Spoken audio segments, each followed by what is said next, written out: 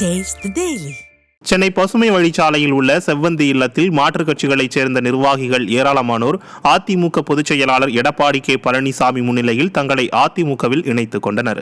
முன்னாள் அமைச்சரும் நாகை மாவட்ட செயலாளருமான OS மணியன், முன்னாள் சட்டமன்ற உறுப்பினரும் மயிலாடுதுறை மாவட்ட செயலாளருமான S பவுன்ராஜ், செம்பை தெற்கு ஒன்றிய கழக செயலாளர் VG கண்ணன் உள்ளிட்டவர்களின் தலைமையில் திமுக, அமமுக, பாஜக ஆகிய கட்சிகளின் நிர்வாகிகள் அதிமுகவில் இணைந்தனர். புதிதாக கழகத்தில் இணைந்தவர்களுக்கு கழக பொதுச் செயலாளர் எடப்பாடி கே பழனிசாமி வாழ்த்து தெரிவித்தார்.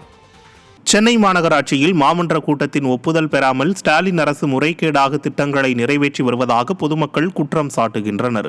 சென்னை மாநகராட்சியில் உள்ள தெருக்கள் வெளிகாட்டு பலகைகளை 14 கோடி ரூபாய் செலவில் டிஜிட்டல் முறையில் மாற்ற கொண்டுவரப்பட்ட தீர்மானம் மாமன்ற கூட்டத்தில் நிராகரிக்கப்பட்ட நிலையில் எவ்வித அறிவிப்பும் இன்றி உதயநிதி ஸ்டாலின் தொடங்கி வைத்துள்ளார். சென்னை மாநகராட்சியில் போதிய நிதி ஆதாரங்கள் இல்லை என கூறப்பட்ட நிலையில் வெற்று விளம்பரத்திற்காக இந்த திட்டத்தை தொடங்கியுள்ளதாக பொதுமக்கள் குற்றம் சாட்டுகின்றனர். உரிய டெண்டர் கோராமல் அவசரமாக திட்டங்கள் மேற்கொள்ளப்படுவதின் மர்மம் என்ன என பொதுமக்கள் கேள்வி எழுப்புகின்றனர்.